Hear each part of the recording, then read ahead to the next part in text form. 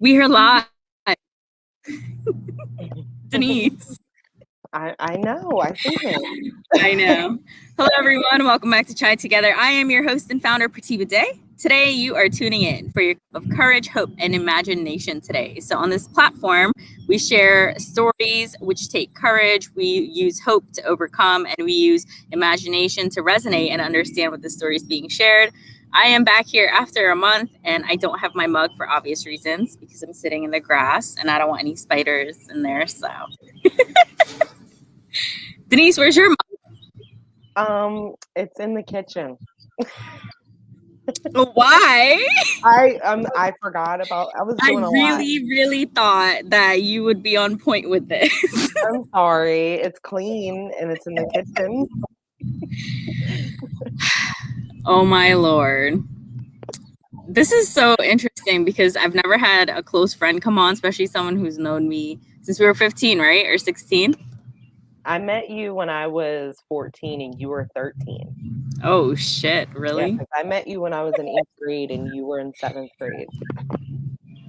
Thanks everyone who's tuning in, and yeah, there it is. Someone said it's clean. Who is this? Can you type your name in the chat box? I'm not able to see. But it's so awesome being live. After a month, you guys not being live, it feels like you're a foreigner. And I want to say that our 1 year anniversary for Chai Together, that was a fly, is coming up in August. And I'm sitting in the same exact spot when I made my first video. So this is really interesting how much you can grow in a year. Hey, Tia. All right. So let me tell the viewers about you before we go on. You do look like you're so ready for a school presentation. This is just presentation, This is how I come ready. Yeah. All right. Okay, so yeah. So Miss Denise Watkins is a 20-year-old young adult with her BA in psychology. She is in her second year as a doctoral student at Widener University. She focuses on psychodynamic relational psychology and diversity. She researches white nationalism and supremacy in regard to race relations between police officers and POC, which means people of color, such as her and I. So Denise will be opening her own private practice after she graduates and a nonprofit organization, which will provide healthcare and other resources to underserved communities within Philadelphia. And that's where you're from, right, Denise? Yeah. Well, so I was born in Philly. I was raised in Bensalem. Yeah. And we were recently there, her and I, the other day, and I was sharing with her how, for me, it feels as if I've outgrown it because I just travel so much, and it's just different for me since I live in another state.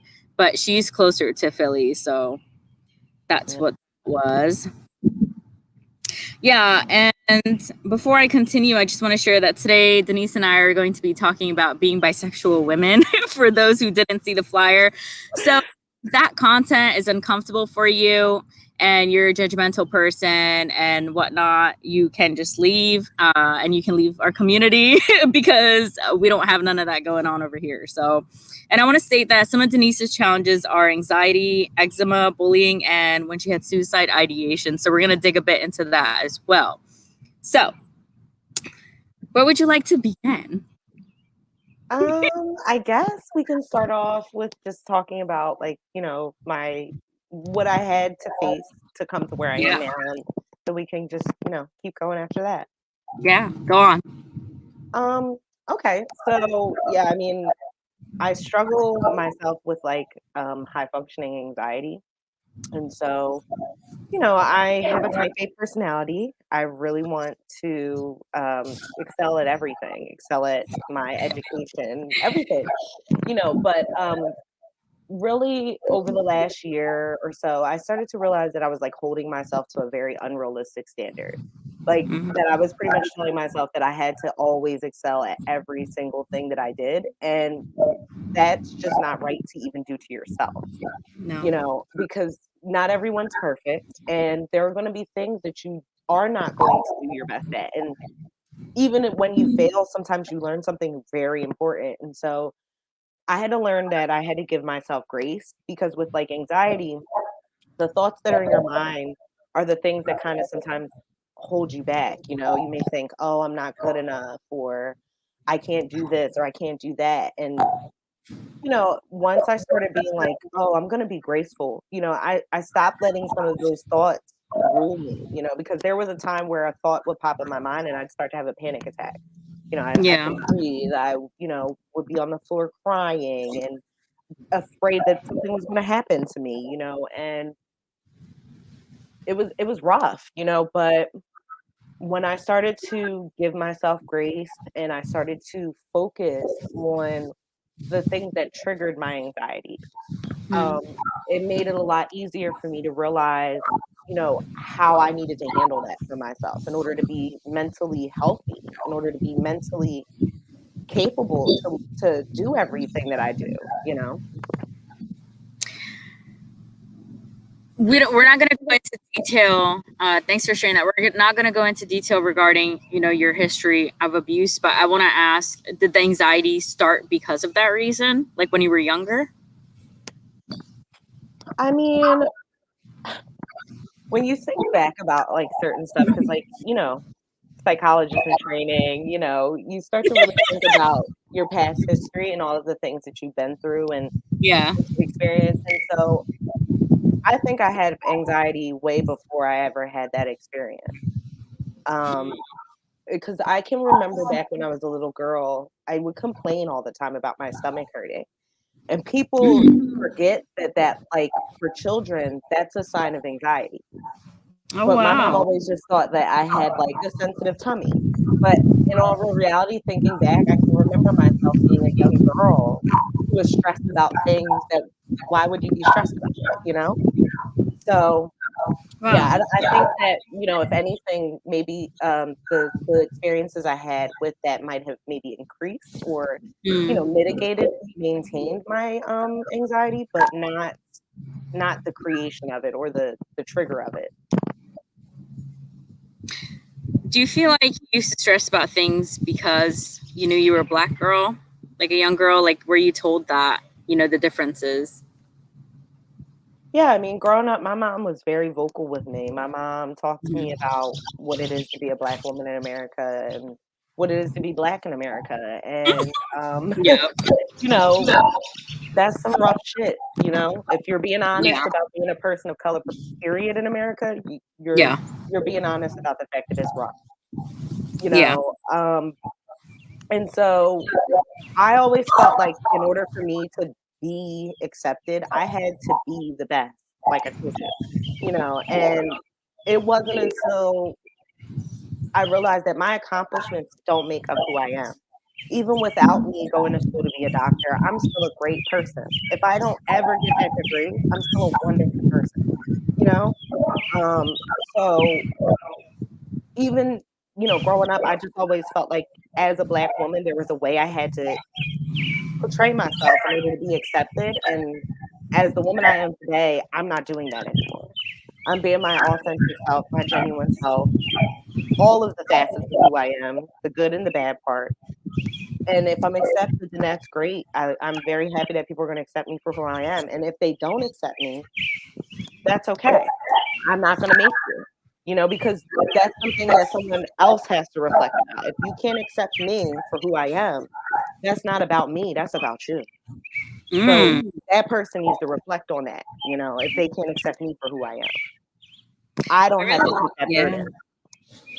I really like that because we do have a lot of conversations in private and we're always discussing ourselves and, perspectives and everything, that relates to psychology. And it's interesting because none of us are perfect. And one thing I've learned is that I'm not a people pleaser, especially more so now being in the entrepreneurial journey.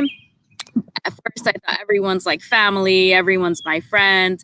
And you come to find out that's not the case. And it could be a great group of people. And then you learn that these people aren't for me or they don't want the best for me. So it's kind of like a wake up call. And I feel in this world, you may not have, successful people may not have all the friends in the world, but they have those few people, and you're one of my few people. So I really find it to be a collective of where two people or more come together who have the same values and respect and put towards the same reciprocity and effort towards a relationship than people who, to see what they can get from someone, or how can this, person benefit me in general, and those kind of thoughts. So I want to ask you regarding, your anxiety and being in the field that you're in. And, the work that you want to do in this field is regarding LGBTQ individuals in Philadelphia, right? Yeah. All underserved Yeah. communities, LGBTQ, but also Yeah. all people of color. Anybody who's struggling, I want to help you. Even if you aren't a person of color too. Even if you aren't LGBTQ. If you're underserved and you can't get what you need, I want to provide it for you. Wow. When did you when did you make the decision? Because at the time we weren't speaking, when you joined for the schooling, what led you to be that pivot point, to make you join to do this as a committed decision? Funny, um, Donald Trump becoming president was the thing Wow. that set me on fire. Um, that was the catalyst to my research into white supremacy and into the race relations between officers and people of color. But not only did I find information about that, I found period a lot of information about the struggles of people of color in all different facets, from social Mm. economic status, mental health, medical. People of color are getting the short end of the stick in all ways, residential, education, a lot of stuff. And so for me, after doing my research and being able to go out to San Francisco and present that and talking to different people and talking to different people, about social justice, I knew that that's where I wanted to be. Um, Oh my but it God, wasn't wow. until I sat down and thought about what the city of Philadelphia needed from me Mm. that when I thought about the idea of the nonprofit organization, where we would have multiple psychologists on staff, and we would have welfare workers on staff, and social workers, and a psychiatrist who could give people meds. Well, I thought about all of those things when, what do these people out here need? They need help with addiction. They need help with housing.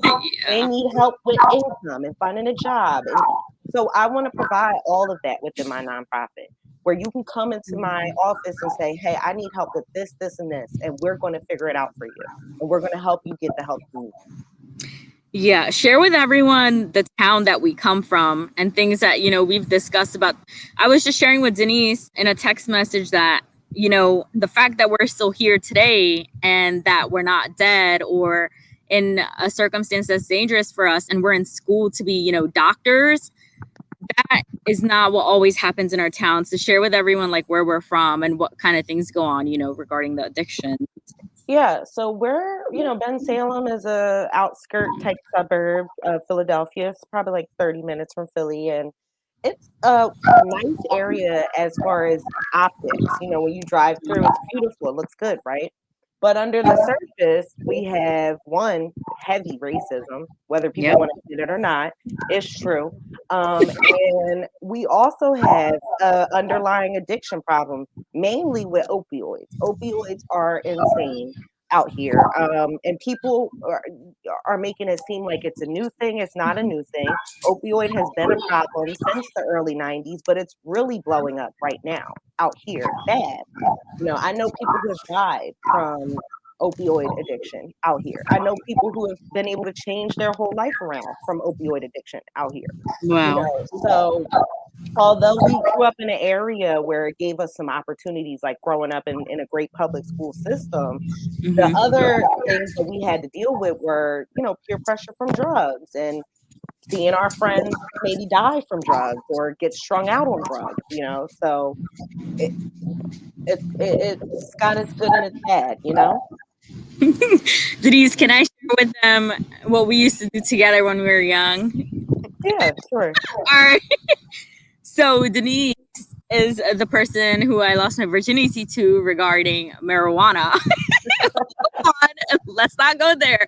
So regarding marijuana, and so basically, like Denise and I, we've been, let's just say, best friends since we were, kids, and she influenced me. She's like that bad influence during that time, you know, drinking, smoking cigarettes, doing. And now to become friends again and to see that, wow, like she's leveled up, as in, you know, when you go through trauma, her and I have been through trauma, right? And when you go through trauma, you can not become someone, you know? So the fact that we made a choice to become someone and outgrow our old behaviors and now, you know, learn and self-develop is a really big deal, because not everyone makes it. And I want to emphasize on that heavy, because as we said, I've also gone back to a few funerals from people that we went to school with back in Salem. And it's really unfortunate because these people also had goals and dreams. So at least we're taking action, you know, for those goals and dreams. What do you think? I agree. I mean, I wouldn't say I was a bad influence. I was a free person, you know. She was a free spirit. I am a free spirit. I'm a wild child, you know. But Yeah. no, you know what? Even if someone does have a problem with drugs, right, or doesn't even have a problem with drugs, but just likes to use drugs recreationally, I don't see that as a qualifying factor for if a person is good or not. You know, because True. regardless, right? We all have our vices. We all have things that we do that may not be good for us, whether I it's like that. eating donuts or, That's you know, right. smoking a cigarette. Yep. So my thing about that is I feel as if a person does have an issue with some type of substance, that's not to say that they're a horrible person. That's a disease that they have. It's just That's no right. different than diabetes, you know? That's I right. think that's the issue we are struggling with here with our work with mental health, is that there's a lot of stigma around any kind of mental illness, and addiction is one of the big ones, you know, where people are just being castigated for not being to the standard of what someone says is normal, healthy living. That's bullshit. Bullshit. Yo, I really like that. And I'm glad you chose this field and that you are a doctor in the field. Is there anything else you want to share regarding, you know, the things we just discussed right now before I move on to the second part? I just want to say, if there's anyone out there who's struggling with anxiety, loving yourself, accepting yourself, being yourself, I want you to see me as an example of that. Once you take the step to acknowledge that you have these things going on and that you can better yourself, there's not one damn thing you can't do in this world. There were times in my life where I hated my life, where I hated who I was. I Yes. didn't love myself. I didn't care about myself. And don't get me wrong, I'm not all the way there yet neither. Every day I got to keep reminding myself how much I love myself and care for myself and how much my mental sanity is important to me. But period, anyone who hears this who's struggling, take the first step by just acknowledging that you see what's going on and that you want to try to make a change. Once you do that, that's it. You're moving in the right direction. Yeah. And it can be so hard to get to that point because, you know, for me, it was emotional impact, and possibly for you, is emotional impact regarding Trump to take that decision. For other people, it's repetition, you know, their habits that they do every day. And these are things we learn in, you know, self development programs. So Tia has a question. Tia, you can ask your question now before I go on.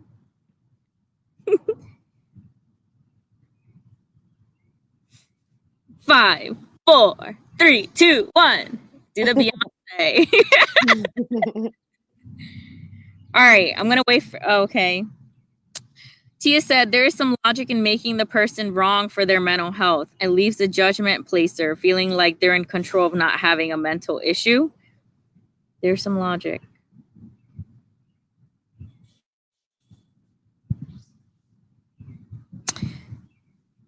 Tia, can you elaborate a little bit on that? Because, you know, my mom with her paranoid schizophrenia, and I don't know, Denise, if you want to share regarding your family, but you know, one thing is you're not supposed to label because it doesn't help any. And, you know, once the person accepts a label, you know, that's what you identify with. And one thing that I've learned is you don't want to place a label on people who are suffering through something. So I know it's the illness, it's not my mom. So does that help? Denise, you have anything to say with this? I mean, her comment, I can see what she's trying to say with that, and I Mm. think that, we've psychology has been a field for a long time that was really placed on, like, "Oh, let's diagnose and get a name behind everything. We wanna know what Mhm. it is and why and all this stuff." But the really crazy part about us doing that is that when we place labels on these things, it's not just a name that we're placing. You're telling that person, "You have psychosis. You have Mm. mental illness. You have this. You have that." And it's not easy for someone to just take that and say, "Okay, I have that, but it's not me." It's Yeah. more likely that that person's gonna say, "Oh, I have bipolar disorder. Oh, I am bipolar." And that's not what that is? So I think Mm. it's important as mental health professionals that we distinguish between you have a disease, you are not the disease, you Woo, know? girl. Tia, does that answer your question? Tone said the hardest step is the first step. That's so true. It is. Said Absolutely. Tia said, I grew up in a community where it was easy to call others crazy or shame their addiction. That's so true. People use the word Mhm. crazy a lot when someone has an actual, schizophrenia or other illnesses, Mhm. as if we had total control of not dealing with those issues. Now, as I deal with my mental health, I can see that's not true. And I'm fighting that logic now. Yeah, Yeah. they control. That's why they are sick. Like my mom can't control her illness, right? Exactly. Exactly. I mean, people don't realize, like, the brain is just like any other muscle in the body. It can get hurt, it can get damaged, it can malfunction, you know? Mm. And because someone has a brain that works a little bit differently than somebody else's, doesn't make them no different of a person. It just means, "Hey, now we gotta approach this person differently because the way that their brain works is different than someone else's." You know? We're all unique like snowflakes. So medical and psychological care should be just like that, tailored to every single person. And it's not. That's why you want to work in the underserved communities. And so we were speaking about community mental health because, to be transparent, that's what my mom has. And, it's for her severe case, it's very hard to unravel and undo, 40 plus years of mental illness in, a year, or especially during COVID. It's very hard for people who don't have insurance or have state insurance to take care of these things. And this is real talk that people don't discuss, or they want to hide behind, their income or whatever. It's like everyone goes through things. There's so many people, and most of us in Bensalem, like whose parents, did work in factories at Estee Lauder and things of that nature. And it's like, Yeah, some people work at um, McDonald's still and stuff that we went to school with. And Denise was just, sharing that, regarding drugs or different things. Like people have circumstances that can lead them back or can move them forward, but it doesn't mean overall that, they're going to remain there. Maybe that's their journey, right? Maybe years being there and then, they blossom. Like something happens, that emotional impact where they wake up and go after their calling, right? exactly. I think that every person has their own time with that. That's Every right. person. Every person has their own time with that. And speaking from experience, my mother, she has bipolar and she was diagnosed when I was 8 years old. And, I personally think that a lot of the stress of being a single parent contributed to her mental health. Yeah. Um, thankfully she's doing very well now. I'm Yay. here in the background making sure things are good, but she's maintaining on her own, and that's something that I'm very Mm. proud of for her. Yeah. And everything is just balance. It's never going to be perfect, and I don't know one single perfect person that has like a perfect life, or like not even speaking materialistically, but they may have something on the back end that you don't see. That's why they say comparison is the killer of joy. You may see people going Mhm. on vacation, you're like, damn, like how does a person have money? Or I'm over here working and working so hard. Those kind of scenarios, it's like you have to find a way. You can Yeah, ask people, how can I do what you do? Or but comparing yourself, they may be on that trip, but I know people who went on trips and shared that they were lonely because they didn't have nobody to love, no partner with them. So it's like you can't base it off of what you see in the picture. You don't know what they feel inside. So it's like that can make you feel better, as sick as it sounds, but it's helpful because you know that, hey, you're not, feeling a void alone. Like there's other people out here like you. yeah, yeah. For sure. I think it's very important to maintain in your mind that no matter what you see on the social media, what's going on in somebody's real life, not one of us knows. So keep that in mind when you deal with people. Nope. Tia really likes the snowflakes. Comment me too. And Denise, like, one thing I have to say, and I know Tone's on here, he knows you possibly for years too. One thing I have to say is that how mature you are now compared to, I was there during those times, you know, when you were suffering. And I mentioned one of Denise's challenges was, you know, her eczema on her body. And that's something, you know, you still have to take care of as an adult. And these kind of things that make you get bullied for and make you feel ugly. And I was there and she was there for my trauma and I was there for hers, but we didn't know anything. I didn't about mental health. And it's so interesting how we both are in this field of work now when we were there for one another at a young age while we were going through it, but we didn't even know the severity of what we're going through. Like, exactly. How ironic. It is. It's mind blowing. You know, I think a lot about that all the time, you know, that when we were younger, we were so consumed with everything that we weren't even, you know, we didn't have the chance to look inward or look outward, you know? Whereas now it's like, you know, I see myself so much differently than I did when I was a young girl, you know? And of course, you know, as you grow, your brain matures. And so, you know, after 25, you're different. But if I could tell my old self what was about to happen, I'm sure she would be happy to know that everything's good now, you know? Wow. Wow. It's like your inner child. This is so deep because, you know, we were going to discuss just Pride Month, but I already knew it was going to be way more than that. It's like that is like a separate aspect. Huh? I said it always is with us. Because it's so deep. Like we have car conversations just sitting there talking. It's like we need to continue it next time. So now we're going to go into, you know, ourselves and us being bisexual and, you know, your thoughts on society about it and things. So like, I want to ask you, when did you know?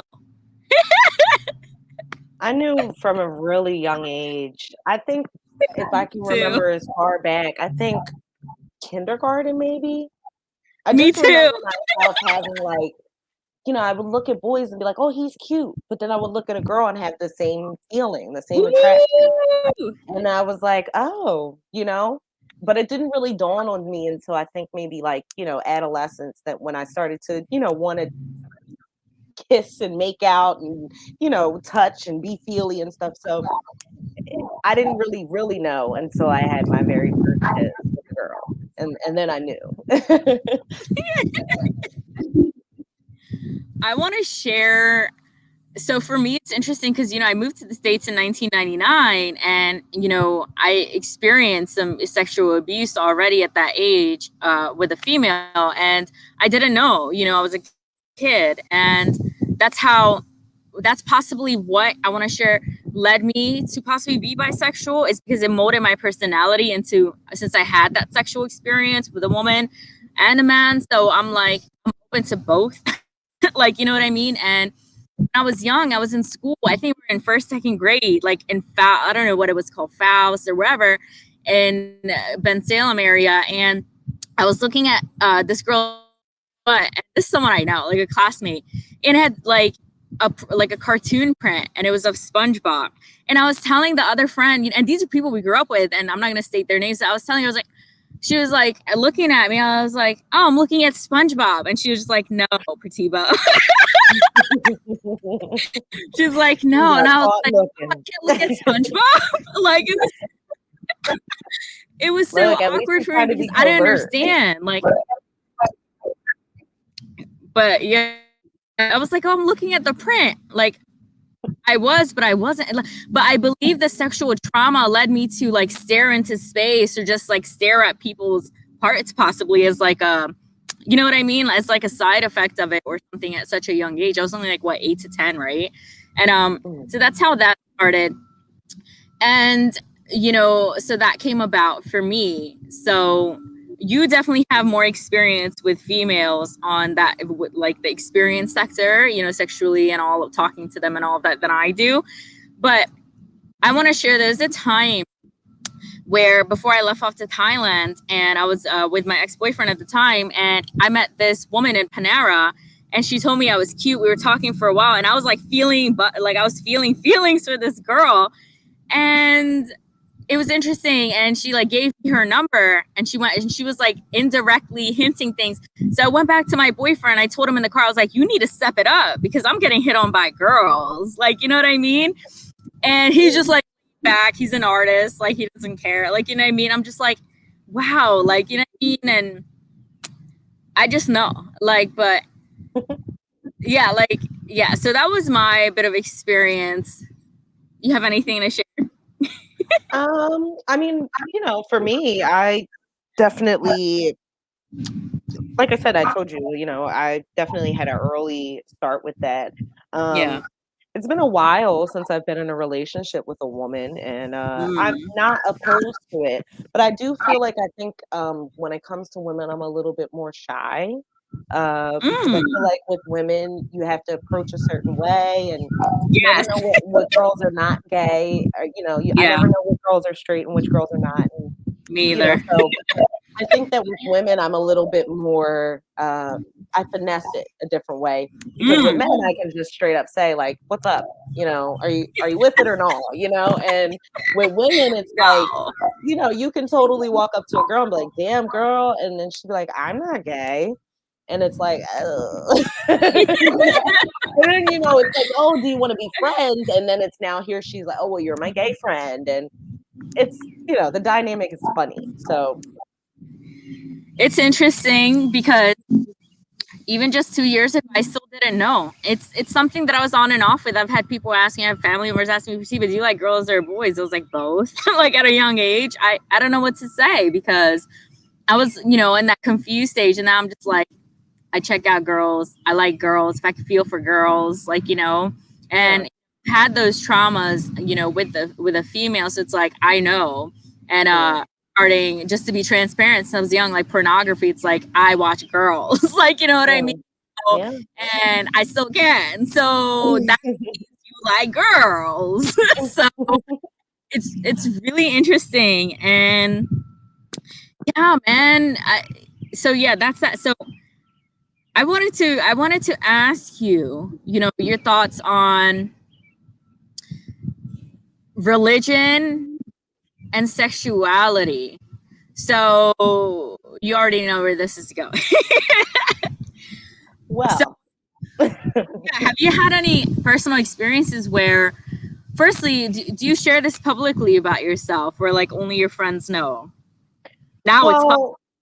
well, it's public now, honey. I mean, I have on my profiles that I'm interested in men and women. I have That's on right. my profiles that I, buy pride, and I'm Show not your shirt. Show hiding your it. shirt. Show your Oh, shirt. says assume nothing with the buy pride flag. So mine says Queen, and this is by Art Mitchell's line, and he was on my show as well. So shout out to Art. That's hot. Yeah, I want to, I just remember, and it comes to mind, there was a time where Denise and I dated for a week. Do you remember that? We did. Oh my God, we did. Oh, I'm so glad that we It didn't just stop came being to friends when mind. we broke up. We What did the date hell? for We a didn't know week. what we're doing. Did we ever kiss? I don't remember. No, you kissed me on my neck, and I freaked out. Oh, damn. Remember, like you kissed me on my neck, and I was like, Did. I was trying to lead. I was trying to lead softly, respectfully. Did you ask me, or did I ask you? I'm Yeah, almost so sure that you it were was a in your mutual room, agreement. or in your bathroom. What is that? I said I feel like it was in a mutual agreement. Like we both It was wanted a to. mutual agreement. And were you at the door, or I was at the door, and I was like, do you want to be my girlfriend, or did you ask me? We were both trying to figure things out. Be young. I think we just wanted to try it because we were so close. It was like Yeah, we that wanted was to the one thing left, we were we were texting. So Denise, you're an ex of mine, technically. Holy shit. Yeah, that's fine. That's fine. I like to keep some of them close. so that's cool. I remember we were texting and I was like, did you say or I say? I don't know. I was like, this isn't working out. Like, this is not gonna work. I think that we were just like, it's not a vibe. Came to the conclusion that like it was better to be friends, you Yeah. know? So it's good that we didn't let it like mess up everything, you know? I want to, you stated you knew since you were young. So for you, was it anything traumatic that led to you becoming bisexual, or it's just, what are your thoughts on that actually? Like, do you feel like someone can become bisexual or gay because of their traumatic experiences? Because that happens to most people. Or do you feel like you're born with it? It's a wiring in your brain. I feel like it's a wiring in your brain. But I feel like it's the same type of wiring in your brain that like it's intrinsic in you, and until something occurs, it doesn't come out. Kind of similar to like mental health, you That's know? right. Like it's in you, and That's then right. if something happens, it's possible it can come out. I'm not to say that there are people who, you know, like they're not yet, they're gay one day and they're not the next. Like that's not what I mean. I just mean that like everybody has a propensity to be non-heterosexual, and some people decide to go ahead and do it, and some people never do. You That's know, right. some people never step out of the heterosexual box, and that's fine. You don't have to. You know, but I definitely see sexuality on a spectrum. I see it as, you know, you can be a straight person who's totally straight, or you can be a bi person who really likes men and sometimes likes women. I think it can be whatever you want it to be, you know? That's right. It's not one thing. There's no such That's thing as right. one way to do sexuality. There's many ways to do it. I really like that explanation because, I learned a few years ago, it's really, you don't have to, sleep with a female to know, or you just, when like they say, you found your person, you just know. You have to listen to yourself and trust yourself, and, not what other people are saying. Like, the whole, it's the phase. I've I hate possibly that. maybe when you're younger, but I don't believe it's a phase, because once you do it, you done it. Yeah. And I remember people telling me it was a phase, but this has been the Yes. longest phase I've ever had in my life. It's the longest phase I've ever been in my entire life. What are your thoughts on, and I already know, like, so for me, when I was younger and I shared with an ex of mine that we both mutually know that I like women as well. And I remember them stating that they feel, like they're dogged out or something because I would choose a woman over them. That's insecurity, right? Absolutely. Sounds like an insecure person to me. Sounds straight like insecurity. Because my thing is just because you're a person who likes both sexes, or, anything, period, that doesn't mean that you don't know how to be monogamous. Now, me, I myself ideally would love to be in a polyamorous relationship with two people, a man and a woman, but it's not idealistic for the society that I'm in, and it's really hard to find two people where you have that good trust and that good communication to make it work. To me, I feel like as a woman who's bisexual, I can be monogamous to my male partner or my female partner if I want to be. But there are people out here who don't. If somebody can't accept that you're bisexual and you're with them, and they're scared or they're afraid of cheating, they got to deal with that insecurity within themselves. It has nothing to do with you, you know? I really like all you're saying, and yeah, and I know you shared, that you are faithful, and it's interesting, your personality type, you are able to, be in a polyamorous relationship. I personally don't believe we'll be great at it. So no, because, I'm just built different, and that's okay. But at least you're aware and I do know people open, marriages and stuff, and people look at that like, but you're married. Like, how's it open? It's just like, well, that's an agreement between the two people. It's nothing to do with you. Yeah.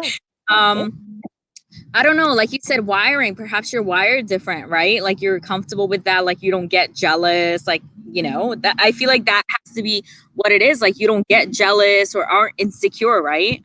Well, I mean, I felt jealousy and I felt insecurity, but I think the thing for me is that if I could be with two people who were secure in themselves, like I'm Yeah. secure in myself right now, Yeah. and we could really sit down and talk it out and Hmm. line some things up for the way that we want our relationship to work. Hmm. It's not impossible to do because people do it. I Yeah. think that we live in a society that tells us that monogamy and marrying one person is the only thing that you can do in life. But people cheat, right? They cheat on their significant other, and they don't even know they're being cheated on. So you're in a Mm. polyamorous relationship without your consent. What would you do? Bam. You know, what would you rather have? Would you rather have a relationship where you're consenting to something like that, or where you're with someone and they're doing them, but coming home to Mm. you every night and you don't know nothing about it? I'm not to say that this is the only way relationships can work, but I'm just saying for me, I think that monogamy is a very heavily built up ideal. It's something that is It really, is. really hard for some people. It is not easy for some people to be monogamous. It's not. You know And not what? to say Yeah. that it's okay, but you know what I'm saying? Like we can't sit here and project that onto somebody. You have to be monogamous. You have to be this. People are going to be who they want to be regardless. So, Mm-hmm. there's really nothing you can do about that. If you want something out of a relationship, you tell the person you're in the relationship with what you want and y'all work on that. And if it can't Mm-hmm. be done, it can't be done. You know, I read, in scientifically in a book that, well, I learned from someone that human beings weren't born to be monogamous because we're so experimental and we outgrow so much. That's why people end up cheating in relationships always end. And there's so many damn divorces. And I'm not saying I'm against all that. There's also relationships that last, but it's interesting. And I also saw, a Netflix documentary where it stated the only reason marriages came about, 50 years ago during that time, a few years back, was because people wanted dowry, in-laws Yeah. as dowry. So it's Yep. like there's a lot of people who don't have their facts and Mhm.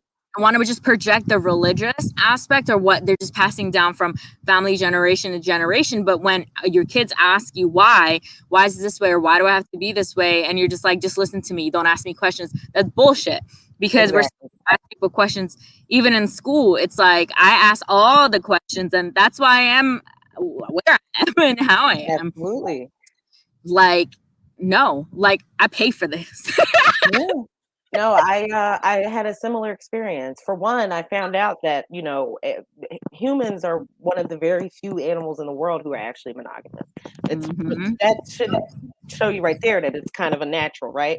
But then That's the right. other thing is I learned a lot about the institution of marriage through like anthropology and things like that. And people Mm. don't realize that the institution of marriage was really created so that one, women would be property, and Hmm. two, the pooling of resources. Because usually when people got married, it was because they wanted to bring their tribes together, you know, their uh, their kingdoms together, things like that. And Mm. so people don't realize that we're living in a different world now, where yes, you can still get married to someone to pool resources, but What's what are you doing the marriage for? Are you doing it because society told you to? Are you doing it because you love this person, you wanna spend the rest of life with them? Are you doing it because you need financial stability and you wanna have a home for your Mm. children?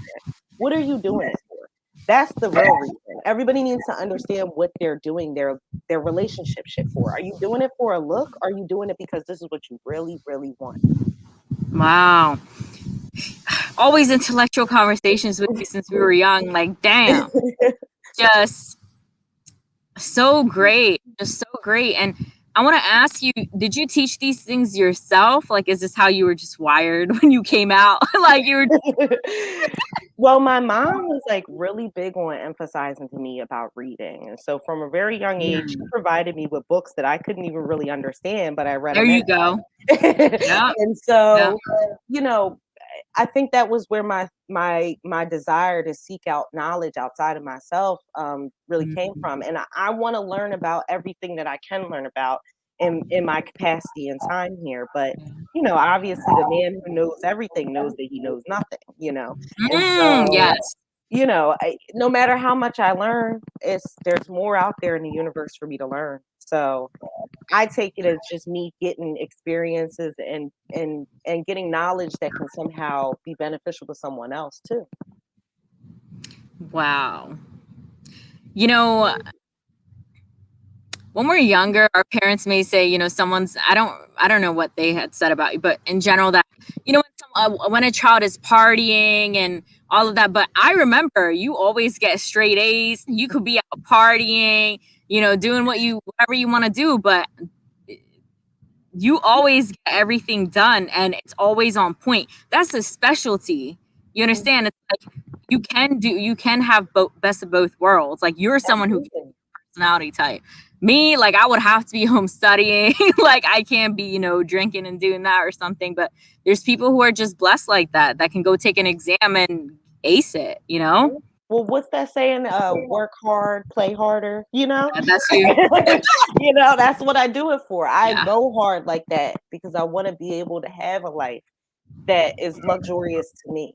And Mm. a life where I can create and prioritize my self-care and my luxury, but also doing the things that I want to do by helping people, you Wow. know. So I apply that to all facets of my life, not just education. I want to work hard and I want to play even harder.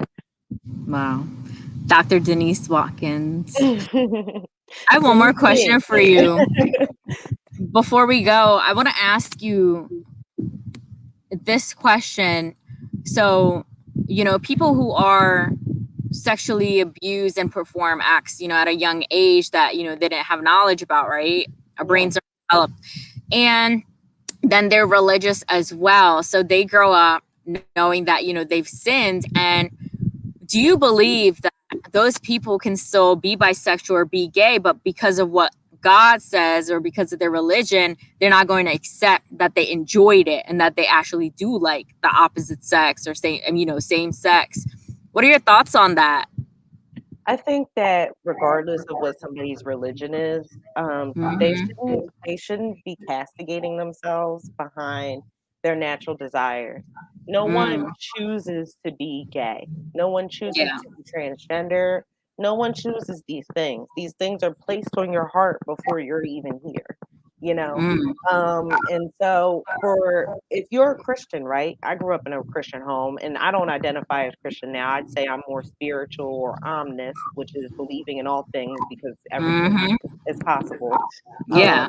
You know, I myself see it as this. If we talk about God being love and loving people, right? How could we sit here and say that someone's a terrible person or they're horrible because of their sin, right? Because last time I checked, those same people who used to do that back in the day are the people who persecuted Jesus. They saw him as a sin, and so they killed him behind that, right? So as a Christian or anything, how do you feel comfortable hating someone like that when someone hated your Jesus like that and killed him behind it? It's the Yeah. same concept. If you will participate in that, you're no better than the people who killed Jesus Christ. You're no better. You're terrible. It's replaying history. Exactly. And they don't see it like that. If love is real love, it's not conditional. It's for Mm. everybody. The sinners, the murderers, the whores, the robbers, the homosexuals, it's for everybody. Wow. Yeah, it's interesting because certain people, when they see transsexual people on a train or a bus, and how people they're the way they dress, they don't want to stare too hard, or they want to make a comment silently and things like. It's not them. They're normalized about it. Like that's comfortable for them. It's you because your family or you yourself haven't exposed yourself to their normal. You know what I mean? It's just Absolutely. it's just funny. It's like you need to go out and see the world. Like Absolutely. traveling for you, because you go to Thailand, people love Thailand. They say, "Oh, it's so nice." It's not. You will see many, many, many, many, many gays. It's legal to hold hands. Like, you know what I mean? It's legal to do all things. It's like, you know what I mean? Like see places and things for what it is, and you don't know any better than anybody else, honestly, unless you've lived, I don't know, 100 lives. Even And then. none of us know if we have or haven't. So, you know, I think that period, as human beings, instead of us always doing a lot of finger pointing, we could just give each other love, and that would be that. You know, don't judge, just love, Aw, regardless. yeah. I want to mention that, you know, how I was speaking with you last night and mentioning that there's someone who wanted me to change something about myself. It's like, I'm going to do that for you. Like, I'm myself. You have to accept people for where they are and who they are. Like, I come from a different background. Like, it may not align with your religious values or listings. I built Chai Together from scratch for my community, for people who resonate with me and who are like, not to people please. And I will never people please. I will curse on here if I want to. I will be raw as possible if I want to, because I went through some real ass shit. Like, we Yeah, went through some real ass shit that people don't survive. And I sat here and I had the courage after an abortion to make a fucking video sitting here in the grass. You know the amount of anxiety it takes for a woman, the amount of balls it takes. Like, yeah, people I have no commend idea, you for because unless you've done it, you don't yeah, you can't tell somebody about something that you have never experienced and the pain that you have never experienced. And that's why I do what the fuck I do. And I'm going to continue to do it. And I'm a curse if I want to, because this is my that. fucking show. Thank And you for I being want to on Chai say, Together. I do want to say though, your authentic self will be appreciated by the people who it should be. By the right people, because, Yes, you know, people drink, people, like you said, we have to meet people where they are. People will be who they want to be. You cannot change somebody, the way I want to dress, the way I want to breathe. Like, yeah, that is the shit that I came from. So no, now I have boundaries and values. I will not allow for someone to limit me and restrict me to be a certain way to please them. That is the whole point of people pleasing. You know, you don't do that. What are your thoughts, right? yeah. I agree. I was a people pleaser for an extremely long time, and I was extremely unhappy. Now I assert my boundaries. I tell people what I want and don't want, what I accept and what I don't accept. And Mm, I've never been happier in my life. And to think all I had to do was just be myself and say what I wanted. People that's think right. that's like the easiest thing to do in the world, but for some of us, it is the hardest thing to do, to be honest and authentic with everything. It's not easy. No, but I love it. It feels so good to be back. I'm about to pop out these videos. Like, there's some damn I'm Easter eggs. I'm very thankful for you having me and inviting me on. I've really enjoyed our conversation. This was awesome. Andrea said, she said, "Don't let anyone silence you. You will receive true liberty and happiness when you speak up." That's right. We're speakers. Like, I have a power voice for a reason, not to take advantage of it and, you know, abuse it in that nature. But I am who I am. This is my voice. You know, you don't like certain things. This is not the place for you. You can go. Like, but that's why I made a post last night saying that it takes courage to be yourself. Like, a lot of people aren't, because they want to please their family, friends, or partners. That's not who I am, and I never will be. So I want to leave it at that. Anything else you want to say? Your last words? I So, really appreciate you for having me, and this was an amazing experience. Thank you. those who missed it, this was such a bomb ass conversation. I've never had an intellectual person of this nature. I'm being very transparent. Like, you were smart. So Thank you. So yeah, go back and watch it. You know, we spoke on mental health and Denise's journey, my journey, and yeah, and then we spoke a bit on our bisexuality and more things. So this was amazing, and I'm so happy to be back, and I'm so happy to know that I've been consistent, determined, persistent, and yeah, this is Chai Together. So one journey at a time, baby. Thank you.